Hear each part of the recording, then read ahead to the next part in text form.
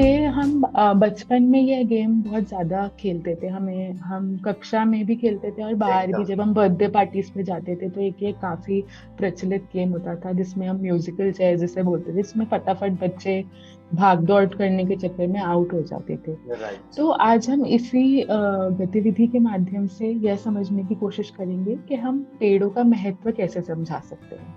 तो सबसे पहले मैं यह रखना चाहूंगी सभी पार्टिसिपेंट्स के लिए कि इस खेल को सेटअप करने के अलग अलग तरीके हो सकते हैं।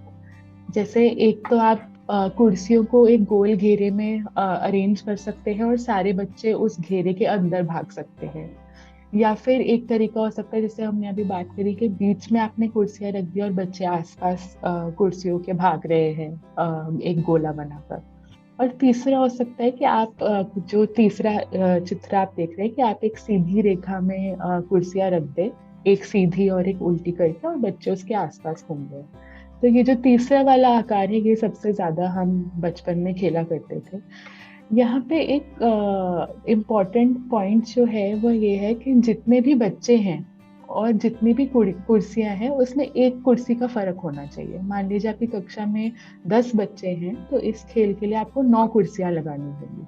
तभी इस खेल को हम सही से खेल पाएंगे और अपने उद्देश्य जो हम पर्यावरण अध्ययन में आज बात कर रहे हैं उस पे चर्चा कर पाएंगे। तो इस खेल में सबसे पहले यही होता है कि शिक्षक या तो कोई गाना बजाते हैं, या फिर शिक्षक अगर गाना बजाना पॉसिबल नहीं है शिक्षकों के लिए किसी वजह से, तो वह तालियां भी बजा सकते हैं। और इसमें अक्सर शिक्षक उल्टी तरफ मुंह करके ताली बजाते हैं ताकि उनको ये ना पता चले कि कौन सा बच्चा बायसनेस आउट। हाँ, नहीं। बायसनेस ना हो। तो बिल्कुल सही कहा आपने। तो गाने या तालियों पे बच्चे कुर्सियों के आसपास भागते हैं, घूमते हैं, और जैसे ही गाना बंद हो जाए या शिक्षक शायद तो शिक्षक गाना बंद करे या शिक्षक तालियां बंद कर दे, तो सभी बच्चों को एक एक कुर्सी फटाफट पकड़ के बैठना पड़ता है।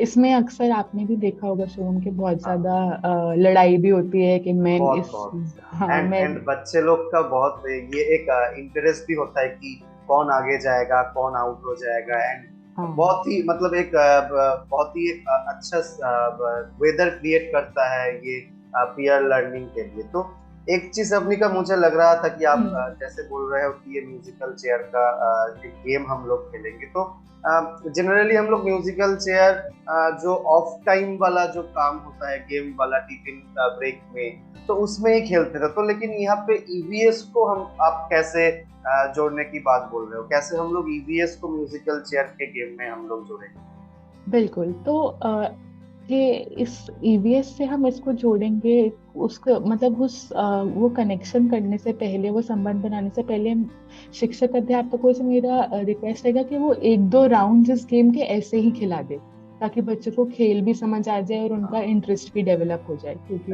वो एक काफी रोचक खेल है। उसके बाद अब आपने जब पूछा है कि पर्यावरण अध्ययन से हम इसे कैसे जोड़ सकते हैं, मान लीजिए आप सभी बच्चों को कोई एक पक्षी या कोई एक जानवर निर्धारित कर दीजिए। मान लीजिए आपने बोल दिया कि सभी बच्चे कि इस खेल के लिए आप बंदर बनेंगे।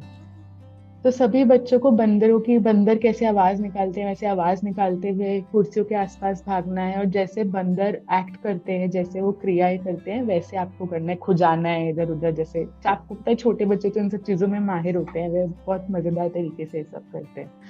और आपको उनको बताना है कि जो कुर्सी है, जिस कुर्सी पे वह बैठेंगे, वह घर है उनका, बंदरों का घर है, बच्चों का घर नहीं है, बंदरों का घर है। अब जैसे ही आपने ये निर्धारित किया, आपने धीरे धीरे एक दो राउंड्स और खिलाए बच्चों को ताकि वह रोचक तरीके से खेलते रहे, उनका इंटरेस्ट बना रहे। उसके बाद जैसे ही एक बच्चा आउट हुआ, आप उनसे अलग अलग सवाल पूछ सकते हैं कि जैसे उनको कैसा महसूस हुआ जब वो आउट हो गए। अब मान लीजिए क्योंकि हमने उनको एक पक्षी या फिर एक कोई जानवर निर्धारित किया है, तो हम उनसे पूछ सकते हैं कि आप बंदर हैं, और ये कुर्सी तो आपका घर था, ये वह पेड़ था जिसपे आप रहते थे। अब जब आपसे ये कुर्सी छीन ली गई, जब आपके पास गाना बंद होने पर बैठने की जगह नहीं थी, तो आप कहाँ जाएंगे? एक बंदर है तो वो कहाँ जाए रहेगा? तो इस तरीके के सवाल पूछ के आप बच्चों में एक संवेदनशील भाव प्रकट कर सकते हैं कि, और यह समझा सकते हैं कि पेड़ों का जानवरों के लिए कितना महत्व होता है, पक्षियों के लिए कितना महत्व होता है।